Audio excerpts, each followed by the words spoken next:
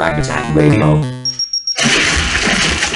Ladies and gentlemen, welcome back for another episode of Frag Tag Radio.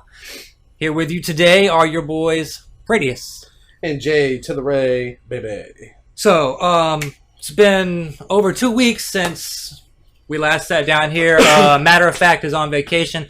He'll be back with us next show. But some crazy things have been happening. But before we get into those, me and you have been doing a lot of stuff behind the scenes, making some huge moves. Oh yeah, some new partnerships. First of all, we have completely redesigned fragtagradio.com. I mean, it has got to be the most pimpest looking website on the internet right now. So, and then we've got a mobile version of the site as well. So it doesn't matter if you're on your desktop and Internet Explorer, Firefox, or if you're on your phone. It's going to look great and different either way. So. Not to mention now we also have article feed where we have news articles and written articles about certain things that we might have thoughts on.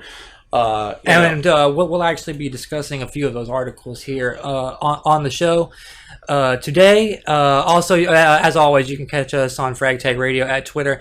And Jayray's been hard at work getting some mobile partnerships together, so go ahead and throw it out there. Yeah, well, two in particular that we've really gotten to where we're working together now is one of them is on the Windows Phone 8 store, and soon to be on iOS. Soon to be on iOS. Guy Troy, he's a real cool guy. He's really worked with us. He's been a great partner. He's gotten an app, and the app is called Game On. It's a real sleek looking app in the Metro style on the Windows Phone store. You can find Metacritic reviews for the last 90 days. And that sounds like one word, but it's actually Game On spelled one word, right? No space. That's right. GAMEON, and then so anyway, you can get your Metacritic reviews for the last 90 days, release dates. Frag Tag Radio, of course, is on there. You can get all of our podcasts. He's also going to add a Twitch channel now for it. It's what else does he have up there? News articles, game trailers, videos. I mean, it's got it all. It's one of the sleekest apps you can find. The guy's real talented, real good at designing apps, and like I said, he'll be on iOS soon. Go on there if you have a Windows 8 device or Windows Phone 8 device. Go on there, leave them a review, download it, and check it out. There's also a pro version with no ads, so always nice. Yep. So check it out. Like I said, the guy Troy, we'll be having some more things with Game On in the future, I'm sure. Like I said, they're a really great partner, and you can also get to their app from our website now. You can go. And then, so the other partnership. The other partnership is Game RSS, which is another great partner. They've been really good to us too. They're on Android, and that's a real sleek app. Different type of app because they pull feeds from different sources and put them in one news or right. RSS feeds all together in one place. All together in one place.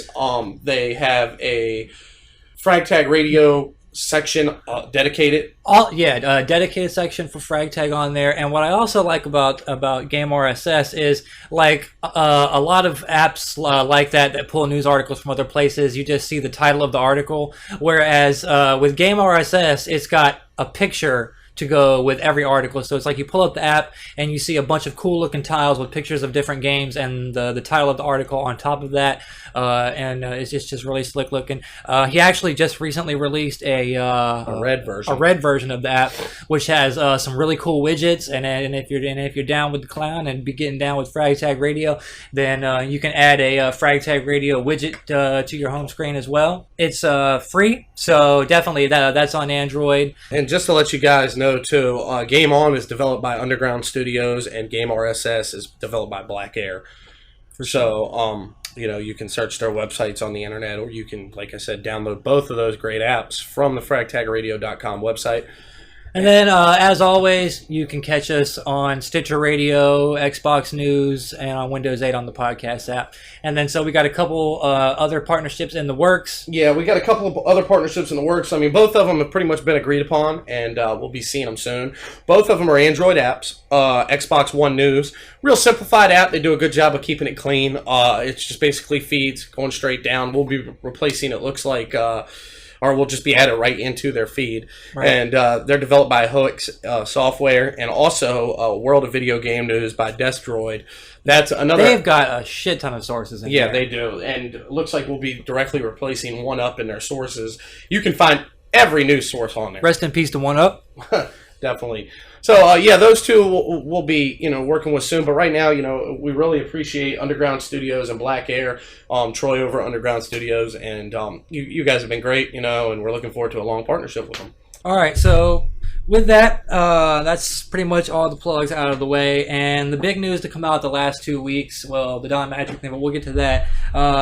They actually, right after we did our last episode, Microsoft came out, announced they were getting rid of DRM, getting rid of the region locking, getting rid of the 24-hour check-ins, and most of the internet rejoiced over this. But Jayray is actually one of the people out there who actually wasn't happy about it, was hoping that it would have stayed the other way. Not at all.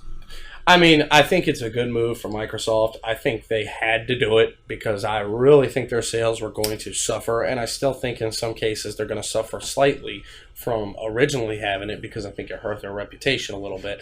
However, plus, I mean, some people that have already gone out and put down their pre-order and are too lazy to go back there and change it. Well, not only that, right now it's hard to get an Xbox One pre-order. At GameStop, you can't get it even with their second allocation.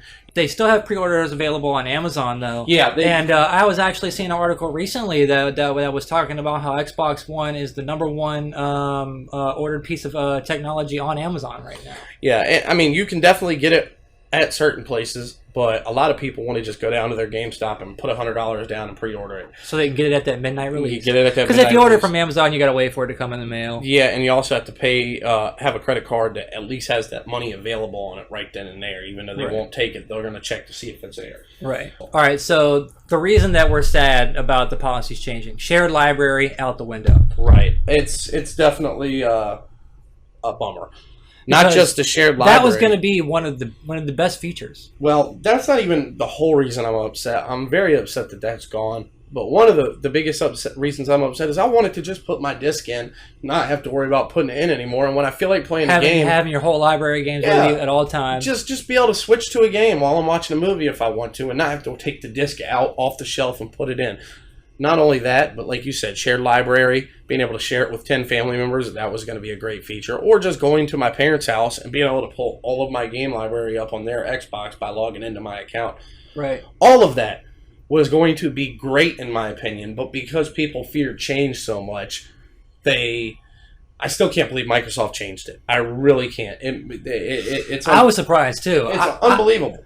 I was under the impression they were already too far in, too dedicated to it, and there was no way they were going to turn around. But I mean, they surprised everybody, and matter of fact, people are calling it the Xbox 180 on the internet now. It's unbelievable that they did that though, because to me, they should have just stuck to their guns.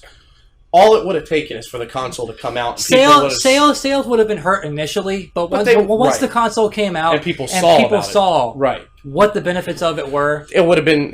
People would have realized that it was actually better. Yeah. I mean, you got to understand that there's been a lot of things in technology that have come out where people didn't like at first that ended up being for the better. And if you think about it, like with Steam on PC and with Google Play Store and iOS on mobile devices, a lot of those games, if your data connection drops out on your mobile phone, you can't play those games because they have to check in with the store to make sure that you're not playing a bootleg version of that game. And as far as the used games, which was a big thing people were upset about, there was still going to be a way to buy used games and to trade in your games. The messaging from Microsoft was just so bad, and these horrible journalists on the internet were going around telling people that, oh, you won't be able to do used games with Xbox One.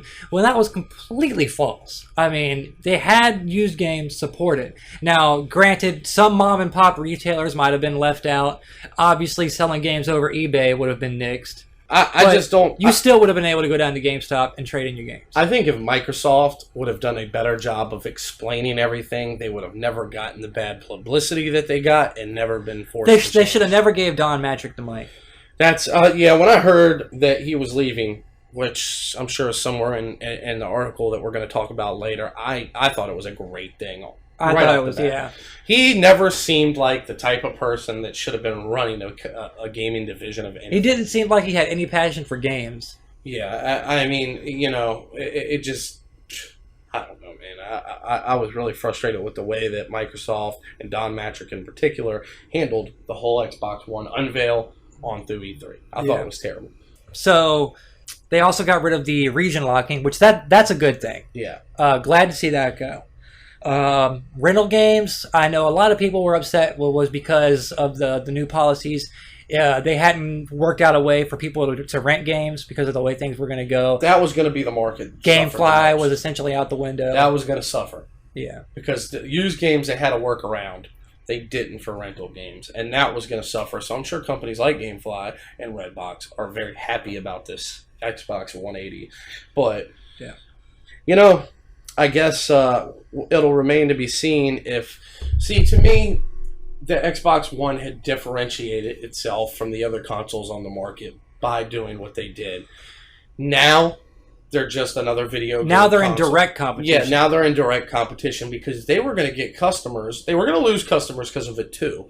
But they were going to get customers that love those features, that weren't going to buy a PlayStation 4 because they liked the fact that they didn't have to use a disc. All these, I want to say all these minority of gamers on the internet screaming about how they don't want to watch TV on their console, they don't want to have all this sports stuff on their console and Netflix and all that. I mean, I'm sorry to tell you guys that are ranting and raving on these forums, you guys are the minority. I mean, millions of people love TV, millions of people love sports. I love the multimedia options on the Xbox 360. I mean, I know a lot of them PlayStation has too, but see, Xbox was taking it to the next level, whereas Sony was kind of content where they're at. And I like the fact that Xbox is taking it to the next level with Xbox One. I love the HDMI in port. Yeah. I like that stuff, and I think that that's something I would use a lot. And I think a lot of these people complaining about it, they're complaining about it because they think by somehow Microsoft adding all these features is going to take away from their games. No, that's not the case. They've already announced they've spent over $1 billion in game development. It's not just one company making a multimedia, one developer making the multimedia part and then all the games. The people that are making the games are still only focused on the games. Right. The studios that are making the games are just focused on that. Right. The studios that are working on these multimedia features and stuff, that's their job. But it's not a world where only one can exist. They both can exist, and that to me which is what was going to be so great. I don't want to change my input to watch TV. I want to use my Kinect to surf through the channels. Right. You know. But. And the devices that we love the most, our tablets and our phones, are already like that. Mm. You know, you've got the best of games and the best of multimedia and all that right there on your phone and on your tablet. So I mean, Xbox One is essentially going the same route, just in the living room instead of in your hand. Yeah. I think this whole thing has really irked my nerves, and I think a lot of it is because of the community that covers games. And to be honest with you, I think they're all idiots. Yeah. I mean, journalists out there have done just a horrible job. And since it's happened, I mean, like certain websites, like Destructoid in particular, Jim Sterling has just made it his job to just rail against the Xbox, you know, every chance he gets. I mean, even positive articles, they have somehow managed to turn into negatives on their website. And that's not going to change just because Microsoft decided to change their policies. Right. There's people that are happy about that, don't get me wrong. Those people are going to keep on railing. Now they're going to say Microsoft is ridiculous because they changed it. Yeah. But, you know, I mean, Don Mattrick is gone, so I feel like now they can you know, start over and go in a new way. Which brings us into the articles that we've been writing on the site. I'll talk about the Don thing, and then you can roll into your Masters of the Market and what that was about. So, obviously, for those who haven't heard, the other day, Don Mattrick announced that he was stepping down as head of Microsoft's Xbox division, and he's gone over to take up the reins as CEO of Zynga, which is, you know, the notorious mobile app developer who, you know, publishes Draw Something and stuff like that. So Don has had a bad rep, and not just since Xbox One. I mean, every E3 I've seen him on stage, I just always thought he was robotic, and he didn't seem excited. He didn't seem like he knew anything about the gaming industry itself. Nothing like how Peter Moore used to be. Yeah. Peter Moore was awesome when he was heading up the Xbox division. I was really sad to see him go, and even sadder to see him replaced with Don Mattrick. And that's one thing. You just compare Jack Tretton from Sony and Don Mattrick, and it's like two completely different people. One of them actually seems like a gamer. The other one seems like a corporate snob. As you put it in as your I article. put in my article, and that's perfect analogy because that's exactly what he seems like. You know, us as gamers, when you hear him in interviews and people are asking him questions like, so what about people that don't have an internet connection? He's like, well, we've got a console for them. It's called Xbox 360. That is the stupidest thing you could possibly say. Yeah. And then what about people in the military? Well, you know, I heard about a guy that's in a nuclear sub, and I don't know what it's like to live in a nuclear sub, but he can get an Xbox 360. and then, of course, that opened the door to everybody saying, no, he can get a PlayStation 4. Yeah. You know, or a Wii U, which I doubt he would do that because probably... People already have 360 and PS3. They're looking for a next-generation console. And they're not buying a console if they are... Because how many millions of consoles has 360 sold? If that guy is a gamer to the point where he wants one on his nuclear sub, he has a 360. Yeah. Let's be real. Yeah, he's already got that. I mean, you know, come on, man. But no, like I said, when Don Mattrick, you know, gamers, us as gamers, we want gamers talking about the games that we're going to buy. We don't want, you know, Bill Gates talking about it. Right. Or Don Mattrick. I actually think Bill Gates would have done a better job than Don Mattrick. Well, yeah, probably so. But you know, the only person worse than Don Mattrick to head up that department would have been Steve Ballmer himself. So, but yeah, he's gone.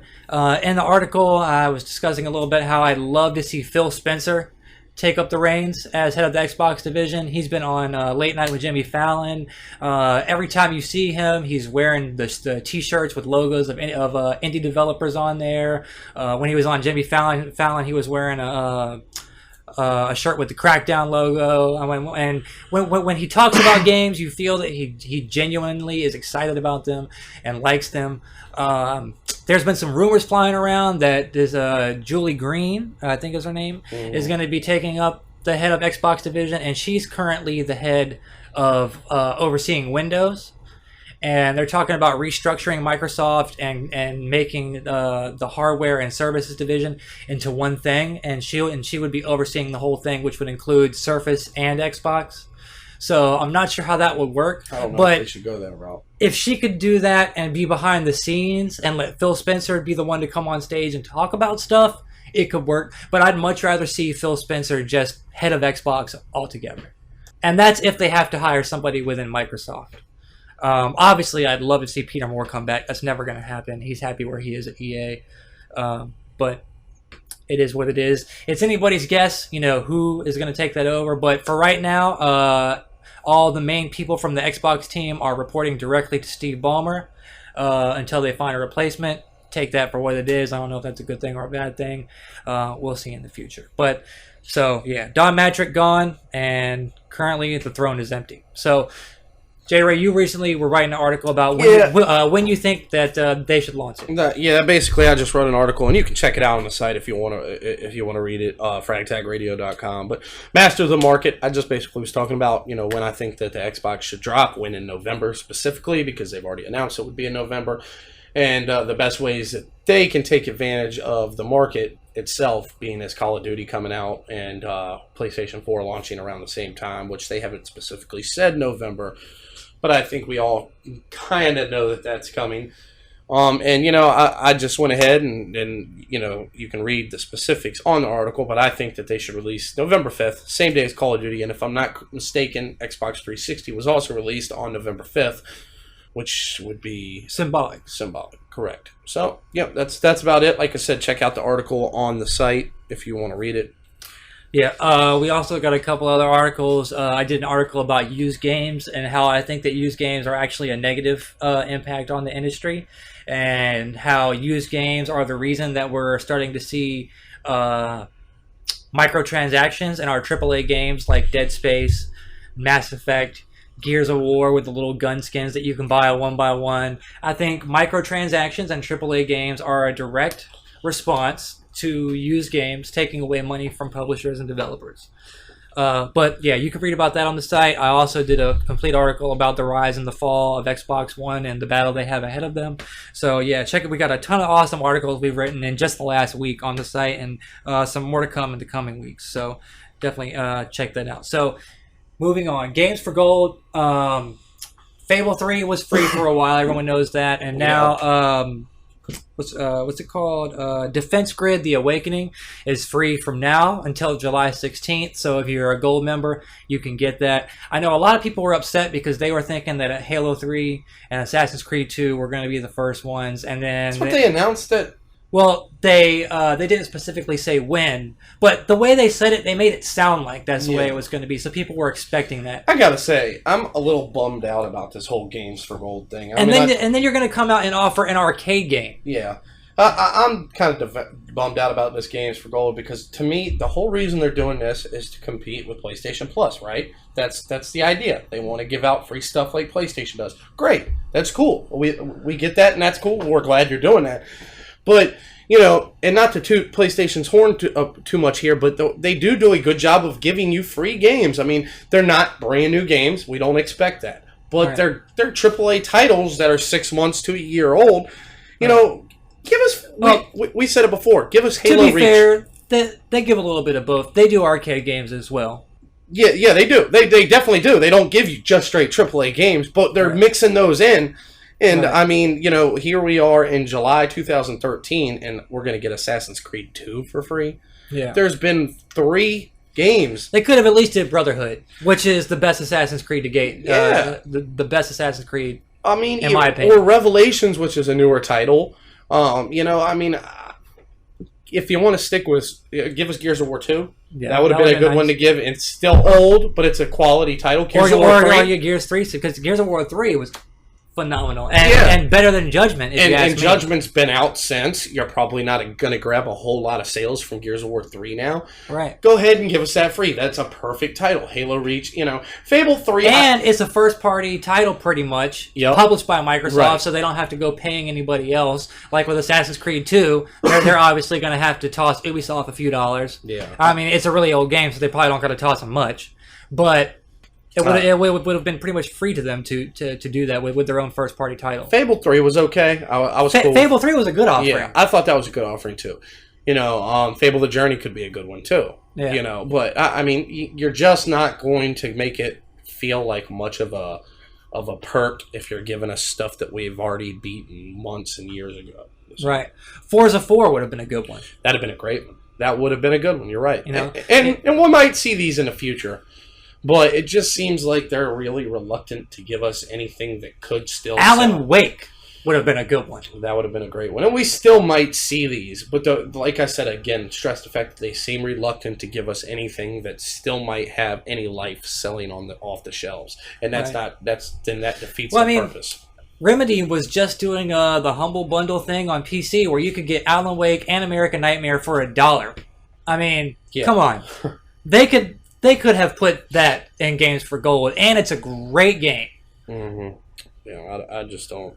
I'd like to see more from the Games for Gold. Yeah. But anyway, moving on to the news of the week. Well, before we do that, I wanted to just make a quick public service announcement. The Project Spark beta is open for registration. So if you saw E3, you thought Project Spark looked cool, all you got to do is go to joinprojectspark.com.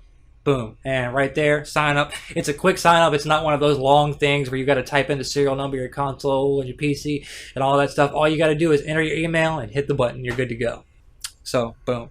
All right, news of the week. News of the week. Elan Lee joins Xbox Entertainment. I had never heard of this guy before. Evidently, he did this thing called iHeartBees or something like that. I have no idea what that is. Yeah. So he's joined the team. He'll be reporting directly to Nancy Tellem, who formerly worked for CBS, who actually, she hasn't been working for Microsoft that long either. She's fairly new employee. She's responsible for a lot of the multimedia and video stuff, the original Xbox Entertainment stuff. Right. So, matter of fact, I think she's overseeing the whole live-action Halo TV series and making sure that goes through as planned and stuff like that. Yeah, so... We'll see. I don't know if Microsoft should be focusing as much on getting us original entertainment And they should focus on it a little bit. Like the Halo stuff looks really cool. I think original entertainment is the way to go because we already have Netflix and Hulu, and so we already have that entertainment. So if they're gonna offer entertainment, I think it should be original. Here's the problem with offering us entertainment, though, is there isn't profits in it, and that's not good for the console because here's my thinking, or here's my reasoning for that. When you, like, a lot of people are talking about this Halo thing coming out and TV Directed series, by Steven and they're Spielberg. saying how much money Microsoft is going to have to pay to get this done. And then for the business side of things, it's hard for Microsoft to see a return on that unless they are selling it on Xbox. If they're going to give it to Gold members for free, right, you're probably going to see some people that sign up for Gold or buy a console because of it, yes. But there isn't much of a return for that investment because that investment is going to cost a lot of money. I think with Halo in particular, it also helps build up the Halo universe and Halo's popularity to sell more copies of the next Halo when it comes out. And like I said, I can see the Halo thing. I'm just saying with a lot of the original content they're going to have, there's not going to be profit in it as opposed to what they're going to have to pay to get it. I think with a lot of the other original content they're going to do, they'll probably be partnering up with people.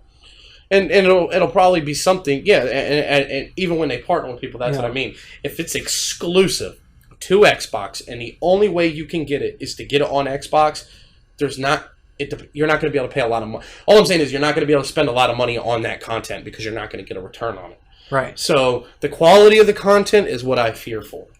Well, I mean, they spent what, like $10 million on that Forward Until Dawn short movie for Halo 4. And now that was more advertising dollars, like you said. That was to plug Halo 4. That I understand, but I'm not talking about specifically Halo. And for what it was, it turned out awesome. It was. Forward Until Dawn was awesome. It was great.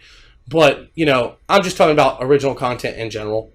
Yeah, it's going to be very hard to see a return on any dollars spent on it. It'll definitely be costly. Yeah. So for that money that some gamers probably would argue that they could be spending on games. Yeah, but see, with games, you're going to see a return on it because people are going to purchase that game.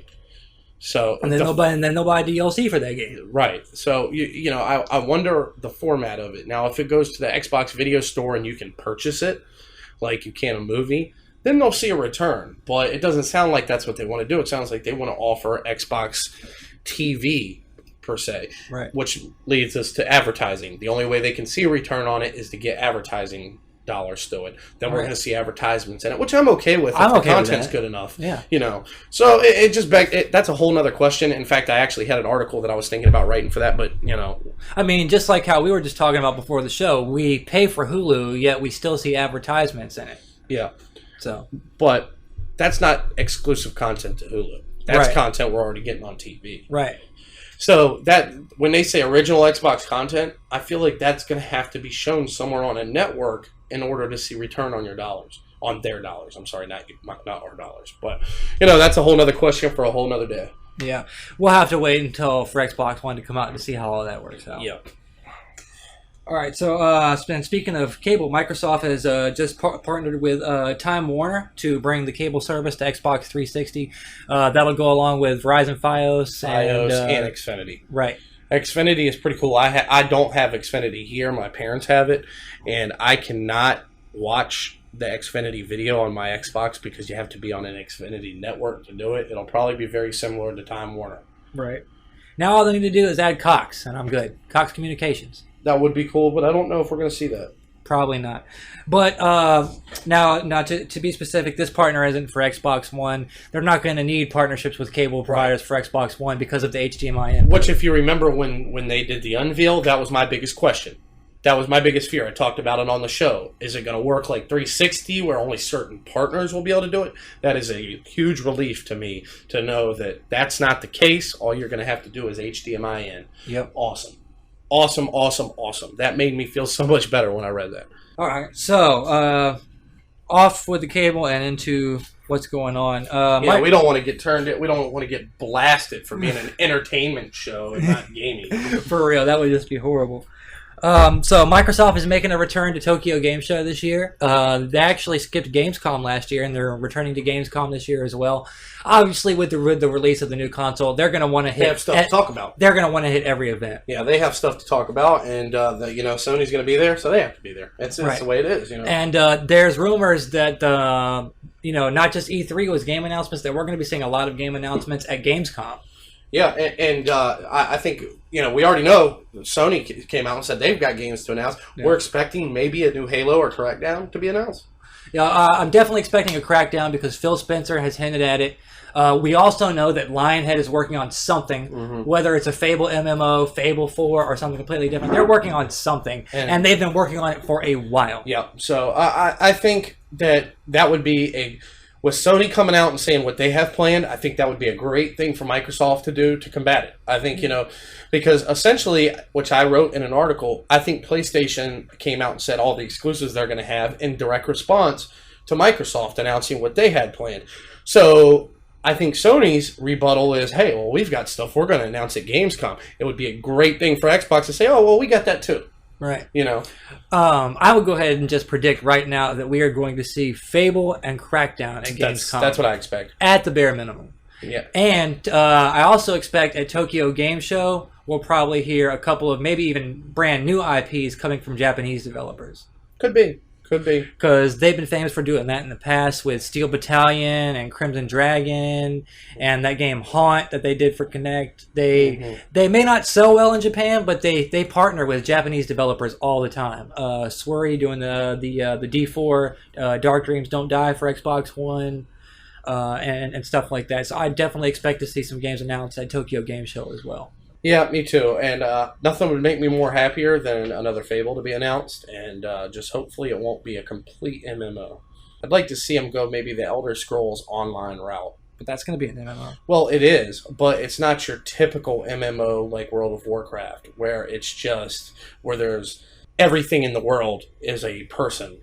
More of Elder Scrolls Online is more of your co-op experience, you know what I mean? Which I'm okay with, that type of MMO. I just don't want everything in the world like World of Warcraft, hundreds and hundreds of people being, another person or another gamer. I'll take it out of the way. I love them all. I love them all. I'll take it out of the way. But the Elder Scrolls Online is more of your, co-op. Take on your story and your adventure with friends. I like that. I'm cool with that, I mean, the trailer I saw showed like 14 people standing together. Yeah, there's arenas and there's PvP in there too. But I mean, as far as the general story, your campaign, you're going to be able to tackle the campaign with like 4, 5, 6 other guys. But World of Warcraft, everything you're doing is hundreds of people in the game. You know what I mean? It's a little bit different of a setup. And, it's still an MMO, but I think that they just need to approach it the right way is all I'm saying. I don't want to see a World of Warcraft / Fable. A World of Fable. Yeah. All right, so definitely looking forward to some announcements. All right, so Microsoft has stopped charging developers for patches. About time. I know a lot of people, especially, those developers we were talking about before the show, that the Fez guy and the dude who did definitely pissed off some people. Yeah, It's good. Fez never got patched because that guy just refused to pay the money to patch his game. So, well, obviously whatever he did worked because Microsoft got the hint. Well, I don't think it was just him alone. Well, no. I mean, there's a bunch of people that have complained about it, but I mean, he took a stand. Yeah. Which I think definitely made Microsoft at least think, okay, well, we've got to make some changes because we can't have this. We can't have another Fez on our hands. Yeah. Well, plus we're nearing the end of 360's life cycle, so it's easier to do that now because they're going to be concentrating on Xbox One. Yeah, I mean, $10,000 to patch their titles. That is a big number. That's crazy. That is a big number. Jeez. I mean, wow. What if you're a game that didn't sell very well?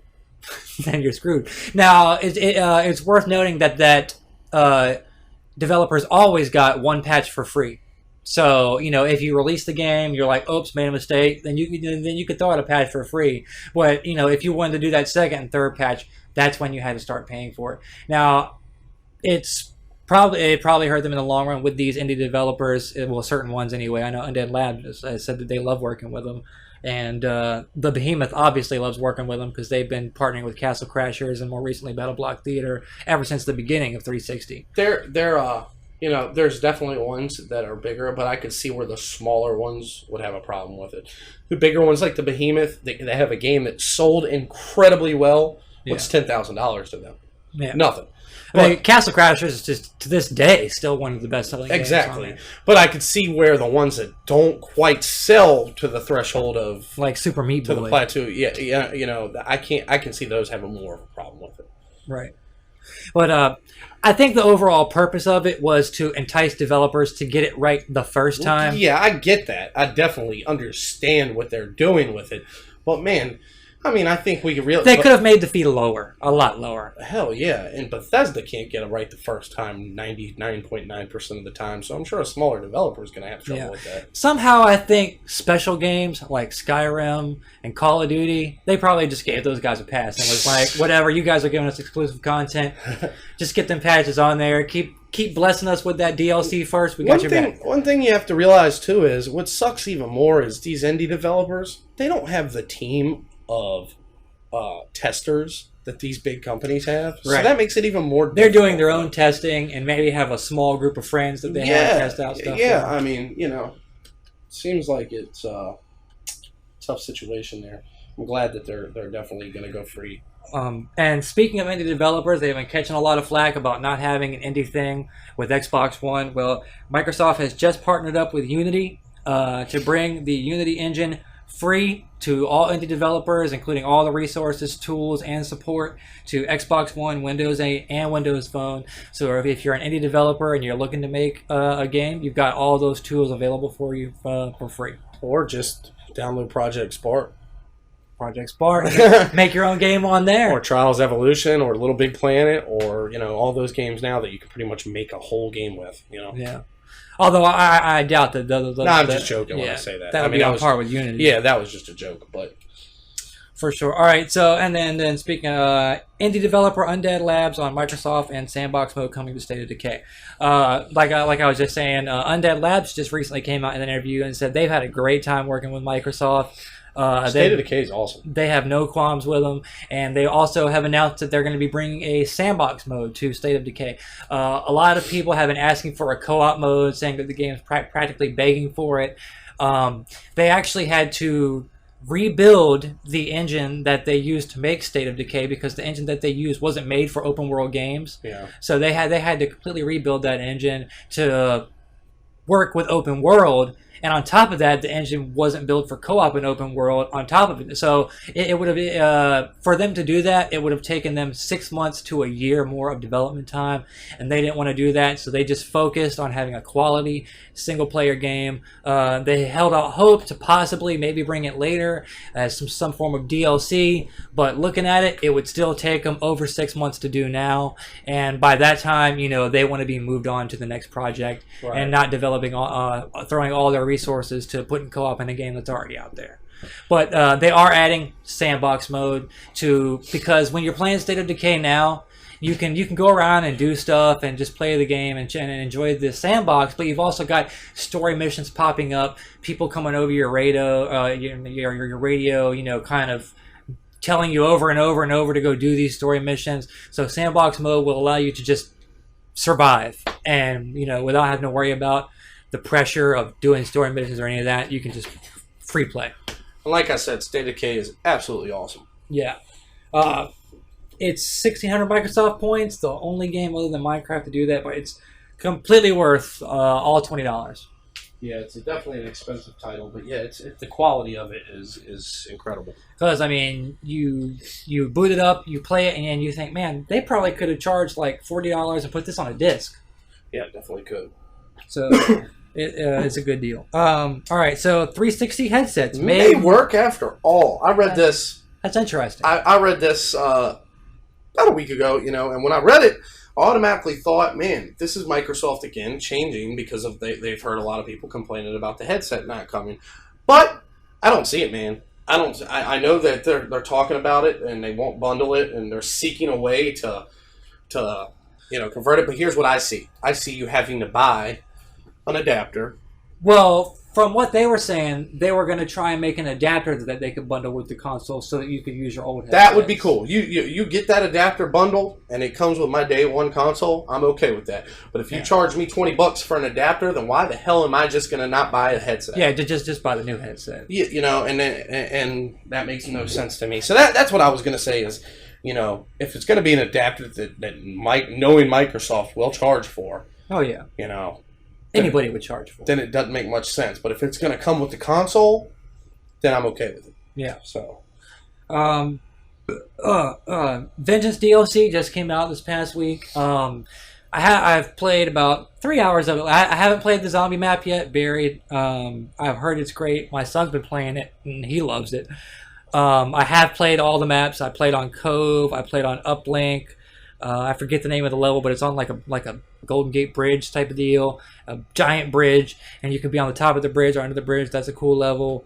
What was the other one? Oh, the paintball course. It's like a little paintball park where you can like go up the sides of like these wooden built structures, and then you can go inside the building, and they've got like a speedball course with the bags around, just like on a real paintball course. That's probably my favorite level, the paintball one. Followed by Uplink. Uplink is a really awesome level. There's tons of different little buildings around, and you can go around the sides of the map. Isn't it just Summit? Summit, but reskin. Oh, okay. It doesn't look anything like Summit, but it's the same layout. Which I think is cool, because Summit was one of the most popular maps on the first Black Ops. So for them to bring it back, but not just lazily just port it over from the first Black Ops to the second, and actually keep the layout but make it look completely different is pretty cool. And I think if you're going to do maps like that, that's the way to do it. Like on Gears of War Judgment, they just released Checkout for Gears of War Judgment, which is a map from Gears of War 3, and they added a few little things here and there to the way it looks, but it looks the exact same pretty much. Checkout. That was a classic map. Yeah, it was, and that's why they brought it to Judgment, and I can see why they did that. But I just think that they should have reskinned it, and made it look better. But like I said, I haven't played the new Zombies yet, but I hope to play that tonight. I also downloaded the World of Tanks beta, and I played that for a few hours last night. I'm going to play more of that this week. We've got our next episode coming next week, and I'll talk about the Vengeance DLC and review that, along with talk about the World of Tanks beta. So be looking forward to that. The Bureau, XCOM Declassified DLC first on Xbox 360.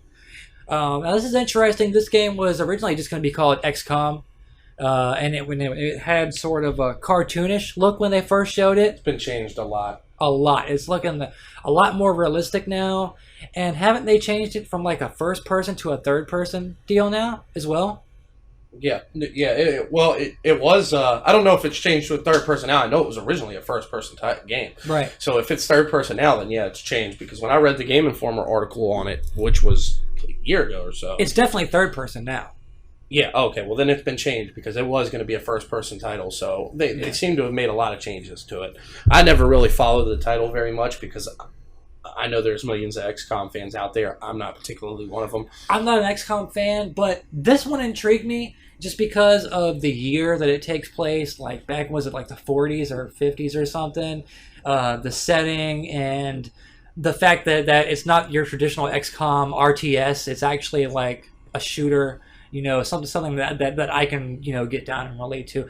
I am kind of sad that they changed the art style. I actually kind of liked the original art style that they were going with, that more telltale, Walking Dead kind of art style that they had before, where it looked more like a mixture of that and Bioshock. Yeah, a little cell shading and steampunk combined. Yeah, but now they've moved over to this more realistic, almost Dishonored in a way. So admittedly, I'm not as excited about it now as I was before, but it still intrigues me. I probably won't pick it up day one. I'm gonna wait and read the reviews, but if it gets good reviews, I'm definitely gonna go pick it up. And I've never been an XCOM fan either. So Dragon Age 3 drops the 3. And now it's just Dragon Age Inquisition. It was originally Dragon Age 3. And this was the first big news article we had on FragTagRadio.com, by the way. Yeah, it's Huge news. Huge. Just the biggest news you could ever want. Anything Dragon Age related is huge news to Jayray. Even if they're just dropping the 3. Even if that's all it is. But no, the reason for the change is so fans would know that it is an all-new chapter of Dragon Age universe, as opposed to people expecting a follow-on to the first 2 games in a literal linear sense. Frank Jabot tells IGN, Inquisition needs to stand out because there are a whole lot of gameplay and story choices related to how you go through it. Well, I'm expecting that Inquisition is going to have an Inquisition.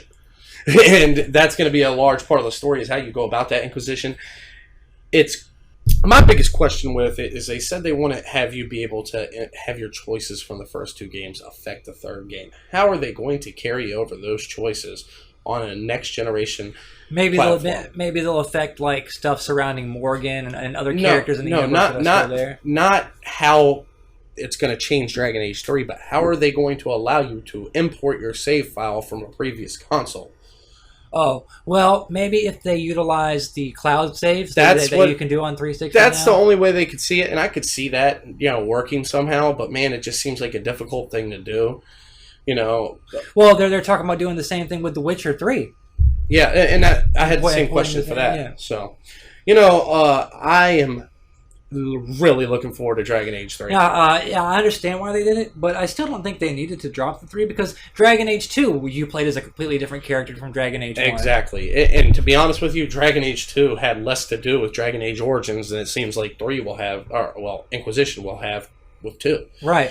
Because Dragon Age 2 took you to a new setting, much like this one is going to do. Right. But it had nothing to do with fighting the Archdemon. Right. Or the Archmage. And also, keeping the numbers on games seemed to help them sell better. Yeah. When Gears of War, instead of calling it Gears of War 4 Judgment, and when they called it just Judgment, Gears of War Judgment didn't sell near as well as Gears of War 3. Yeah, and, I think that it is going to take... I know they say it's not going to be a direct follow-on in a literal linear sense, to quote them, but it's going to take place. It's going to have... Even if you're not using Hawk, it seems to take place after that story, and the story from Dragon Age 2 seems to directly affect this, as opposed to the war between the Templars and the Mages. Right. That seems to be the whole point and what we're working towards. So, Anders looks like he's already affected the world. The Seeker's in there, Morgan, Flemeth. We're going to see a lot of the same stuff, so, I understand why they did it. I don't think they needed to. But, really looking forward to Dragon Age. And that brings us into the next bit of news, that the next Mass Effect game is real and will use Dragon Age Inquisition's core mechanics. No surprise there. Yeah. Seems like Dragon Age and Mass Effect have always been closely related. Yeah, I mean, they're just different versions of each other. Yeah. One's in space and one's in medieval times. And particularly with Dragon Age 2, because the combat was more real-time as opposed to Dragon Age Origins, where it was a little bit of strategically based. And then there was still a strategical element of Dragon Age 2, but it was faster paced and more one. Right. So, we all know, everybody that listens to this show knows how big of a BioWare fan I am, or we are, and really looking forward to this stuff. The following fan questioning what sizable tomb meant for development time, and Roy explained that it wouldn't take as long as people feared, thanks to the team's decision to borrow a lot of core features from Dragon Age, and that it isn't likely to be called Mass Effect 4. So. Right. Well, which seems like they're keeping that same approach. They don't want people to think Mass Effect 4 is a continuation of Shepard's journey. Yeah. They want to separate it. And we talked about this several episodes back, but I really hope that they do a story after Mass Effect 3 and not before.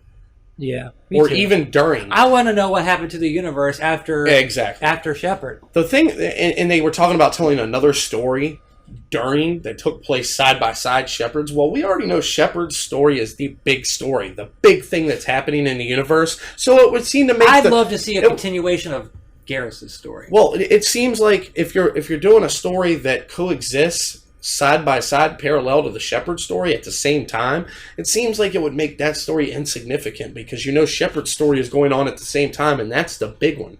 One thing I hope they do with the new Mass Effect, even if it isn't Garrus, I hope they let you choose to where you can make your main character, like you can be a male or female, but I hope this time you can choose to be a different species if you want. That'd be cool. Like, I mean, obviously you wouldn't be playing as a hammer or anything like that, but I mean, like Garrus's species, or if you wanted to play as what's Liara's? Sorry. Yeah, the Asari, or one of those. One of the more human-like species, you know, I think it would be great to have those. Or the Drell. I would love to be a Drell assassin. That would be awesome. Yeah, that would be cool. So, you know, I think we'll definitely start seeing more stuff about Mass Effect once Dragon Age comes out. But yeah, first real information on Bioshock Infinite DLC coming in July, and I got to say, it's about time. I mean, DLC for Bioshock Infinite is starting to feel like how long we waited for DLC for Skyrim. I'm really wondering, like, selling a season pass and waiting this long to release something almost seems like a crock of... Are they going to be able to get all the DLC out before the new consoles release? Highly, highly, highly doubtful. Now, actually, I'm going to go ahead and say no. We probably won't even see a second piece of DLC before the console comes out. What's taking them so long? Ken Levine came out and said it takes time to make these DLCs. Well, who knew? Well, you know, he's a perfectionist. I'm pretty sure he doesn't want to just put out anything, but damn, come on, dude. I mean, the DLC is going to be terrific, but it's going to be an hour long. Yeah. Well, let's hope it's at least 2 or 3 hours long. Yeah, oh, that's what I'm hoping. But the season pass only costs 1,600 points, which leads me to believe that that unless he's giving us some kind of a great deal, that they're going to be fairly short DLCs. Because we're supposed to get 3 DLCs out of this 1,600 points. Well, speaking of which, Columbia's Finest, which is the pre-order packs DLC, is that's out now for 400 points. Right. Anyway, moving on. The Serious Sam collection is coming to 360 on July 12th. This is pretty much all the Serious Sams that you can find arcade now. They're just putting them all on a retail disc and putting that out there, which is cool. I already have the digital version, so I probably won't get it. But if you have never played Serious Sam before, if you've never played Serious Sam and you're a fan of Duke Nukem, check out Serious Sam. That's the best way to put it. Because Serious Sam is a lot like how Duke Nukem used to be. And with that, Kingdom Hearts 3 has 3-person parties and NPCs that will join in with the frantic, action-packed combat. Cannot wait for Kingdom Hearts 3. You know what's funny to me is they actually originally announced Kingdom Hearts 3 for the PS3 years ago. Yeah, I thought that they announced a Kingdom Hearts. I don't think they called it Kingdom Hearts 3, though. Kingdom Hearts 3. Well, I didn't think that was the case. Yeah, Kingdom Hearts 3. Just I knew they had announced an exclusive Kingdom Hearts for the PlayStation, but I never thought that they actually said it was Kingdom Hearts 3. Well, let's just hope that they can deliver this time, and I think they will, because the game's already pretty far into development. Yeah, I'm pretty sure that we'll see it, you know, and it's going to be a banger. It's going to be a banger. And this is supposed to be the end of the main character's story as well, isn't it? As far as I know, I don't see them coming out with another Kingdom Hearts after this one. With the same, I would think that they would change the game after this one. You know what I mean? Because usually a lot of the big stories are trilogies, so that makes sense. I could see that. All right, Lionhead may produce some surprises after Molly news. You don't say. They say that when Peter was there, they pretty much had to go with his creative direction and do everything his way. But now that they're pretty much leaderless, they're just working together as a team, bouncing ideas off each other, and that games are going to be a lot cooler because of that. Which I can see that. Because they have more freedom to express themselves without somebody shooting it down. Right. Whereas, you know, Molyneux would promise you the sky and deliver you the swamp. You know what I mean? So, and no disrespect, I think Peter Molyneux is a great guy. But his games have just always under-delivered on what he's promised. So well documented. At least we don't have to worry about that anymore. At least they can hopefully deliver on what they promised now over at Lionhead now that he's gone. Well, I'm sure we'll be hearing something from Lionhead very, very soon. All right, and this next article is a doozy. I love the title. Respawn says Xbox's dedicated cloud servers make Titanfall possible. They recently did a blog post on their site talking about how the dedicated servers is going to allow them to perform different actions with the AI, how that's going to work with the dedicated servers. And it's a great article. We've got it linked on the site. So if you're interested, check it out for yourself and read the whole post. And also, Jayray cries about no single-player campaign. Yes, he is pissed. We were driving in the car, and Jayray was talking about this, so I just had to throw it in the title so you could talk about it. I am pissed. I really, really would have liked to have seen a single-player campaign. I'll leave it at that. Interestingly about Titanfall, we might see it on other platforms soon. I mean, not soon. I didn't mean to say soon, but after it comes out for 360, because it was really interesting how Zampella said it. They were like, well, is this an Xbox One exclusive, or will we see it on any other platforms? And he said, well, we're not announcing or talking about anything yet, but right now we're focused on getting the Xbox One version out there. So, well, it's coming out on 360 and PC as well. Right. And he mentioned that. He already had speculated that. But we might see it on a Wii U or a PlayStation 4 at some point, because he definitely said that with this right now, while it's coming out, they want it to focus on Xbox One. But there is no exclusivity deal or anything on it. I can tell you right now why that's not going to happen. Why is that? Because Microsoft's not going to let them use their servers on another console. Well, they would have to use that console's servers, I'm sure. They would definitely. Microsoft would never let them use their servers. That's for sure. But what he was saying is Microsoft does not have an exclusivity deal on it. They pretty much made the decision themselves. We are going to release and focus on Xbox One. So the possibility of them going to any other platform. The review I saw, a dude said that they're proud to be exclusive to Xbox. They are exclusive to Xbox, yes, but they don't have an exclusivity deal. There is nothing that says, hey, you cannot make your title for any other console. Already been arguing this point with PlayStation fanboys on forums. Well, I don't know if it'll come out with PlayStation. It might not come out for PlayStation, but they said that if it comes out for any console, it would be that. It's not coming to Wii U. I can tell you that with 100% accuracy. You don't think that they'd get, Wii U would want to get a game like Titanfall out there? Would Wii U want it? Yes. But they might not have the cloud-based... EA has already pretty much come out and said they're not supporting Wii U. That's true. Yeah, EA doesn't want nothing to do with it.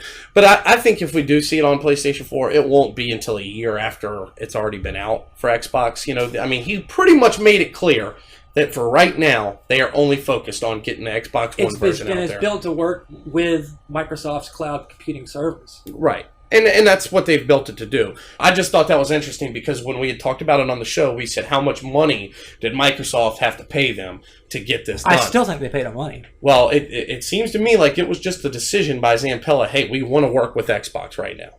That's just what they're saying because it's not good PR to say Microsoft gave us a few million dollars. And that's well, I know, but that's why they're saying that. But the way he made it sound was we will see it somewhere else in the future. Because if you read the blog post, the way they talk about developing the game, he said that they'll come up with an idea, they go to Microsoft and say, "Can you guys make your servers?" That's why that's exactly why they want to work with Microsoft, because they've been able to work with them so closely and they've been able to use the cloud for them. That's why they chose that platform to do that. Right. So without those servers, they wouldn't be able to use it on a different platform. Well, they wouldn't have...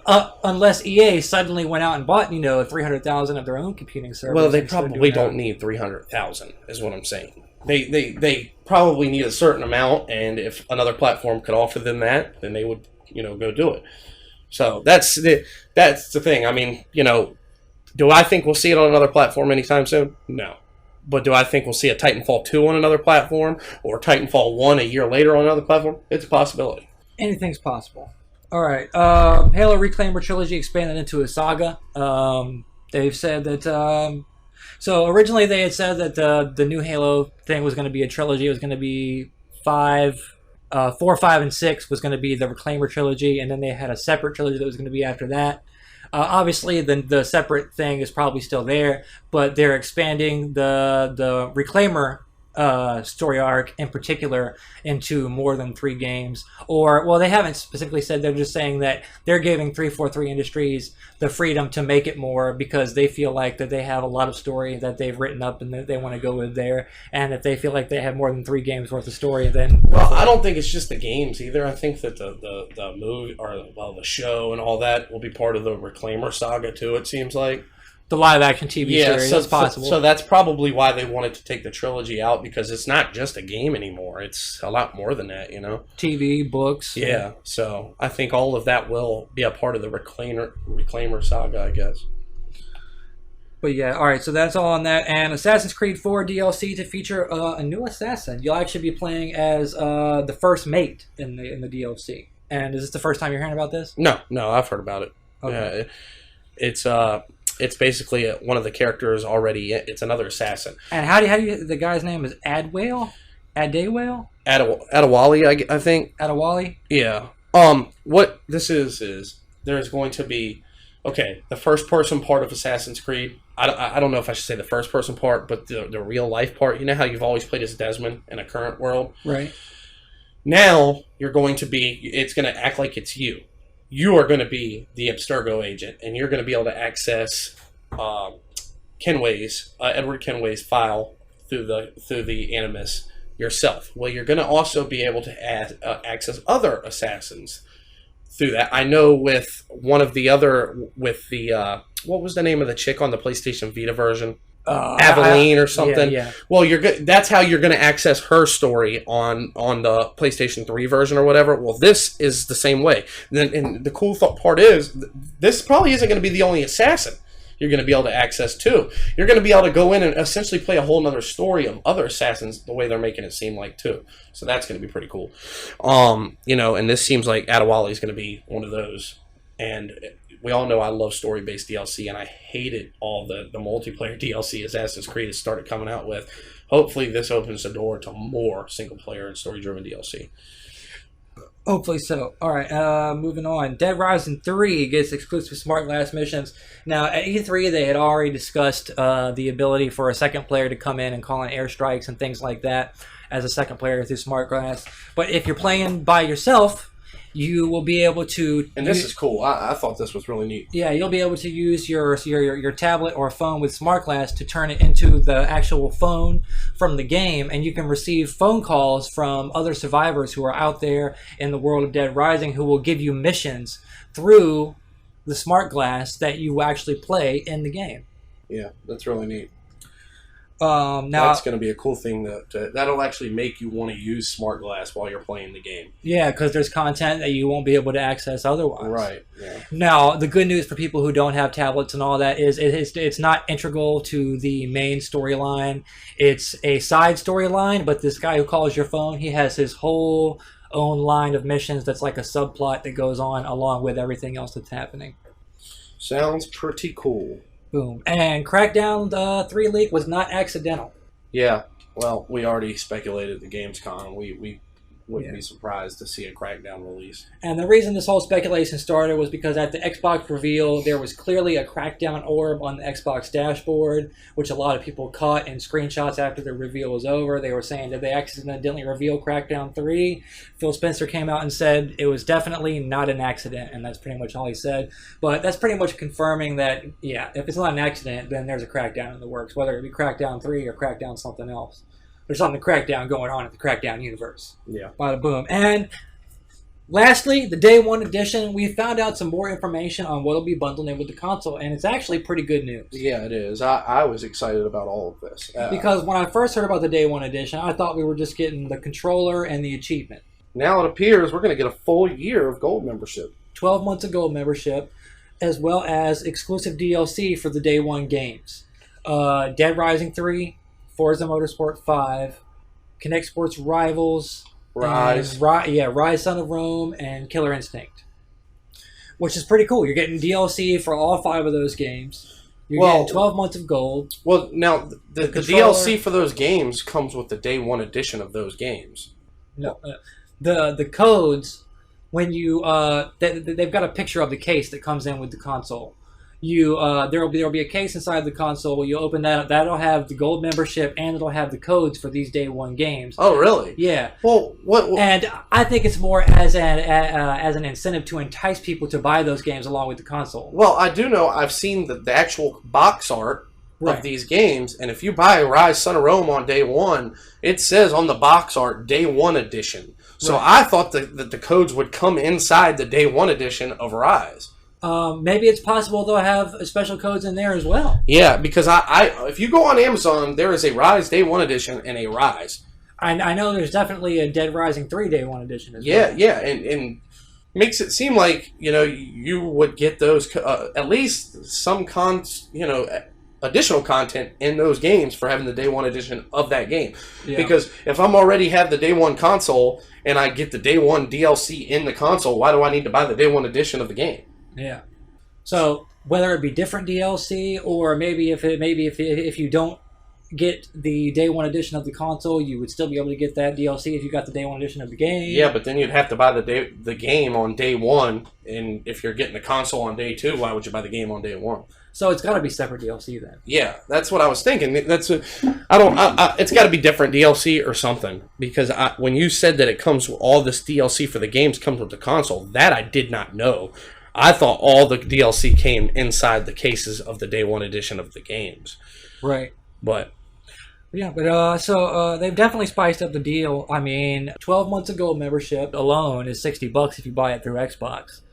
Yeah, that's a great value. I was happy to hear that. So yeah, with that, that's it for the news. We got a little bit of stuff to talk about. First of all, Spartacus Legends, free to play, just came out. Now, it's not the greatest game on earth. I'm gonna go right out and say that. No, but I like it. It's fun to play, especially if you're a fan of the show. If you're a fan of the show, that's why I like it so much. You get to fight iconic characters from the show in the exact settings of the show, like the pits. The Ludus. Yeah, the pits, the Ludus, the arena, all that is actually from the show, and it looks just like it. It does. You can earn coins by winning fights. You actually even win coins if you lose fights. Yeah, you not as much, but you still will earn, which I thought was pretty cool.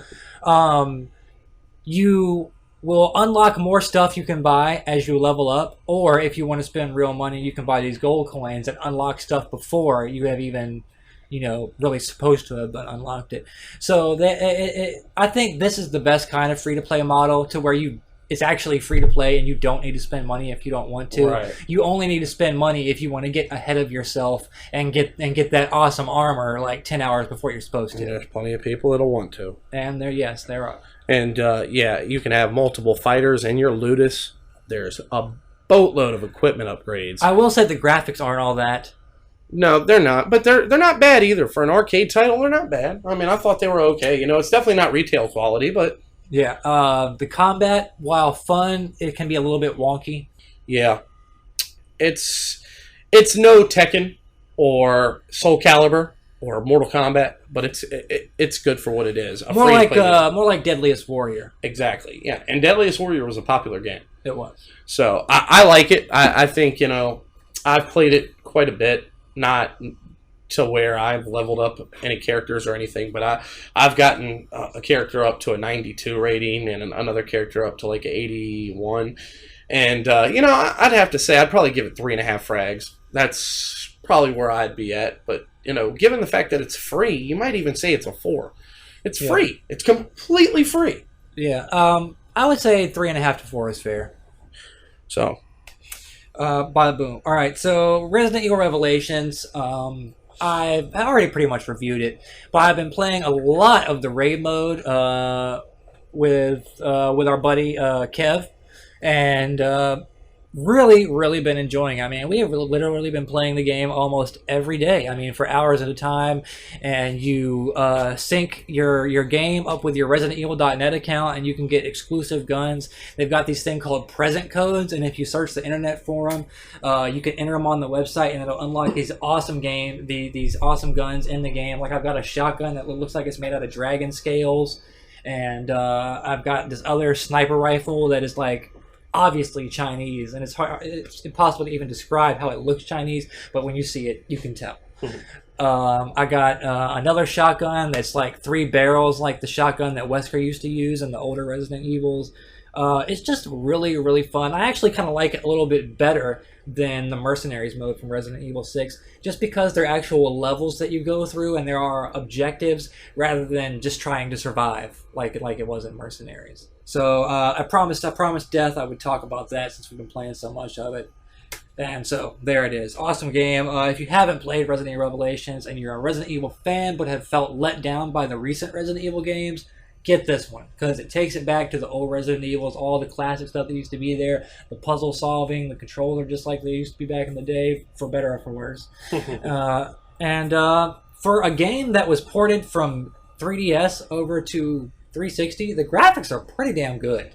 Now, it is one of the best, if not the best looking game on 3DS. But, I mean, on 360, it still looks really good. So, next, Metro Last Light. I pretty much said everything I had to say about it on last show. I haven't really, I've been playing a lot of arcade titles over the last 2 weeks, so I haven't really gotten much more into it than, so I really don't have anything additional to say about that. I have played The Last of Us. I will talk about that on the next show because I've barely scratched the surface of that game. I will just say that the reviews you're reading online are pretty much spot on. This game's a banger, and it could be a Game of the Year candidate along with like Bioshock Infinite and Tomb Raider, so... Well, I'll talk a lot more about that on the next show, and that is about all I have. Nothing more for Jayray's Kona this week. But, again, the plugs. Yep, Game RSS on Android, Game On Windows Phone. Of course, the usual, Stitcher Radio, Xbox News. Hit us up at Frag Tag Radio on Twitter. And download those apps, man. Yeah, download them. They're free. Download them. Windows 8 Store, Game On. Android Marketplace, Game RSS. No reason not to. No reason not to. And check out fragtagradio.com. Brand new website. We completely redid everything, and it's for the better. And like I said, we're doing our own original content on there now, writing articles, and this is just the beginning. We've got a ton of more stuff planned for the very near future, and we actually have a contest in the works. We're going to get back into doing contests again here in the YouTube channel coming. Weeks. Yeah, YouTube channel that's coming as well. So be on the lookout, man. And like I said, our next episode is just over a week away, so we will be catching you all sooner than later. Frag Tag Radio.